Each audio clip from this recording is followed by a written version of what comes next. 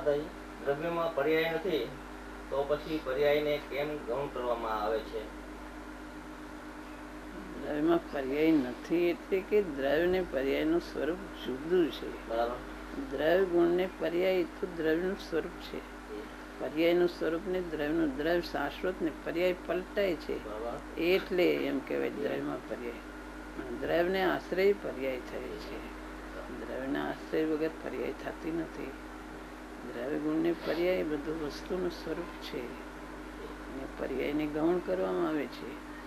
દ્રષ્ટિની મુખ્યતાથી દ્રવ્યને ગૌણ કરવામાં આવે, પર્યાયને ગૌણ કરવામાં આવે છે. દ્રષ્ટિ દ્રવ્ય ઉપર છે અને પર્યાયને ગૌણ કરે છે. જ્ઞાન બેયને જાણે છે.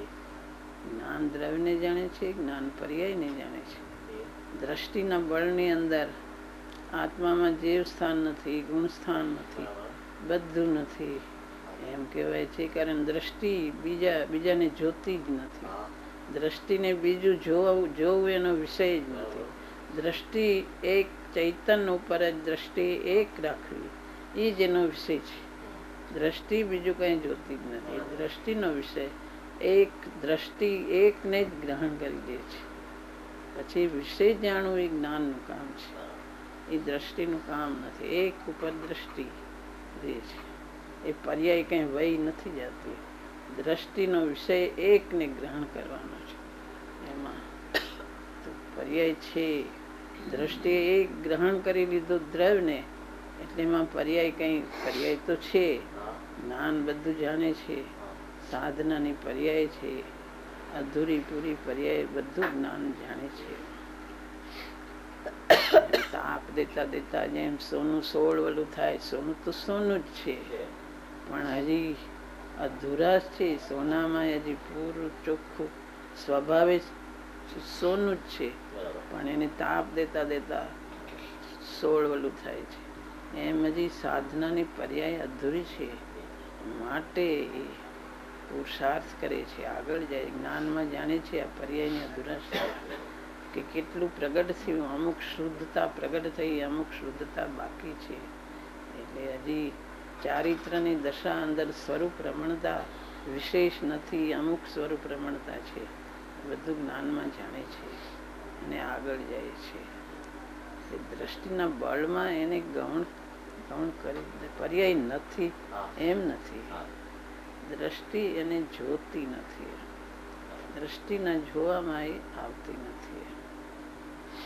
દ્રષ્ટિનો વિષય એકને ગ્રહણ, મૂળ ધ્યેય શું છે? એક દ્રવ્યને ગ્રહણ કરીને આગળ ચાલવાનું.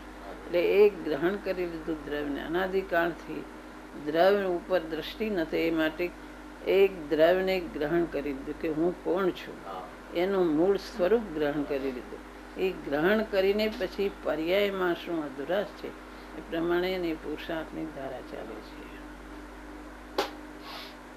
સ્વાનુભૂતિ ને બધું એમાં અહીંયાથી પ્રગટ થાય છે. દ્રવ્ય ઉપર દ્રષ્ટિના જોરથી.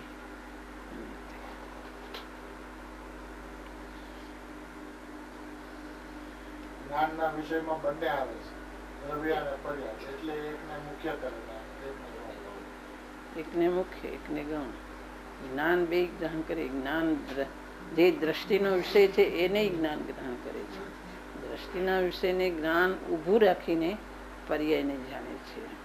દ્રષ્ટિને તોડીને નથી જાણતું. દ્રષ્ટિને જ્ઞાન બરાબર ઊભી, એનો દ્રષ્ટિનો વિષય જ્ઞાન જાણે છે અને દ્રવ્યનું સ્વરૂપે જ્ઞાન જાણે છે અને પર્યાયનું સ્વરૂપે જ્ઞાન જાણે છે. અને જ્ઞાન જાણે છે તે પ્રમાણે એની પછી વિશેષ પુરુષાર્થ કરીને સ્વરૂપમાં ઠરે છે, આગળ જાય છે. વિભાવથી ભેદ જ્ઞાન તો થયું પણ વિશેષ આગળ જાય છે.